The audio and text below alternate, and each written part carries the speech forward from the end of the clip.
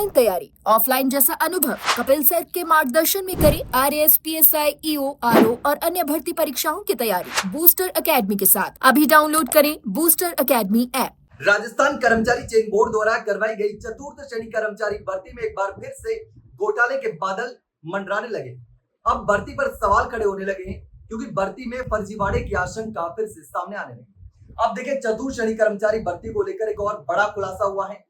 खेल कोटे में फर्जीवाड़े का शक जताया जा रहा है। आटिया, पाटिया और लंगड़ी जैसे खेलों सहित गैर मान्यता प्राप्त संघों की सर्टिफिकेट लगा दी। जिस तरीके से पीटीआई भर्ती में घोटाला हुआ, फर्जी सर्टिफिकेट लगा करके लोग नौकरी लग गई, इसी तरीके से अब इसमें भी स्पोर्ट्स कोटे में फर्जी सर्टिफिकेट लगाने का मामला सामने आ रहा है।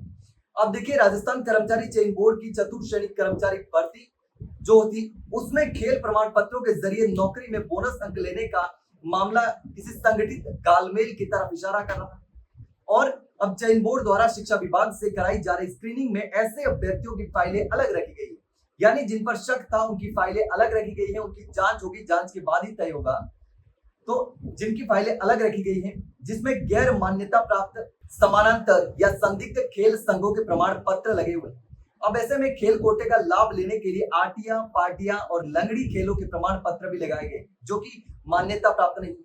अब देखिए, ताइक्वांडो के भी कुछ प्रमाण पत्र सामने आ रहे हैं, जिस ताइक्वांडो के पहले भी सामने आ चुके हैं, जिसमें फर्जीवाड़े की संभावना जताई जा रही है और खुले तौर पर फर्जीवाड़ा हुआ था। अब इस मामले में भी फर्जीवाड़े की संभावना से इनकार नहीं किया जा सकता। अब देखिए, इस पूरे मामले की गंभीरता यह है कि बोर्ड अब सिर्फ कागज देखकर निर्णय नहीं करेगा। इन दस्तावेजों की सच्चाई जानने के लिए अलग अलग राज्यों में जांच दल भेजे जाएंगे और इसकी तैयारी की जा रही है। अब देखिए, 53,000 से अधिक पदों के लिए हो रही इस भर्ती परीक्षा में स्पोर्ट्स पर्सन के लिए अलग से अवसर दिया गया है दस्तावेज सत्यापन करने के लिए।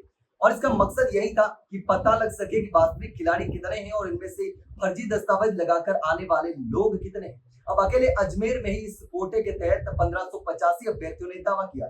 अब चौंकाने वाली बात तो यह है कि इसमें से 335 अभ्यर्थी तो इस कोटे का लाभ लेने के लिए दस्तावेज सत्यापन के लिए पहुंचे ही नहीं, यानी कि पहले जो डर गए वो तो आए ही नहीं। और कुछ लोग इसमें फर्जीवाड़ा करने के लिए फर्जी सर्टिफिकेट लेकर के पहुंच भी गए, तो उनको अलग रखा गया है। तो अब देखिए, कुल 1200 अभ्यर्थी पहुंचे हैं, जिनमें से 521 अपात्र हो गए। अपात्र इसलिए किए गए थे कि ये सभी लोग वे थे जो केवल प्रतियोगिता में भाग लेने वाले, जबकि खेल कोटे का लाभ पाने के लिए अभ्यर्थी को खेल प्रतियोगिता में मेडल जीतना जरूरी होता है, लेकिन ऐसा नहीं हुआ। अब देखना ये होगा कि आगे इस पूरे मामले में क्या होगा। जांच तो चल रही है।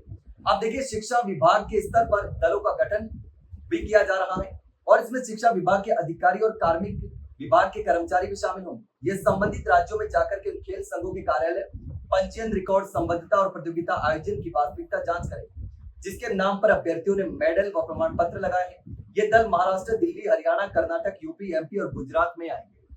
लेकिन अब देखना होगा कि आखिर इस चतुर्थ श्रेणी कर्मचारी भर्ती पर जो सवाल खड़े हुए, जो फर्जी सर्टिफिकेट लगाए गए, जिनको अलग रखा गया है, उनकी जांच की जा रही है। तो देखना होगा कि इसमें कितने फर्जी लोग लगे हुए, लेकिन जांच अच्छे तरीके से की जानी चाहिए ताकि ईमानदार अभ्यर्थियों के साथ में अन्याय ना हो। लेकिन इस पूरे मामले को लेकर के आप क्या सोचते हैं, कमेंट सेक्शन में कमेंट करके जरूर बताना। वही अगर जानकारी अच्छी लगी हो तो वीडियो को लाइक और शेयर जरूर करना, चैनल को सब्सक्राइब करना ना। फिलहाल कल इतना ही, जल्द मिलते हैं एक नई जानकारी के साथ। तब तक के लिए नमस्कार।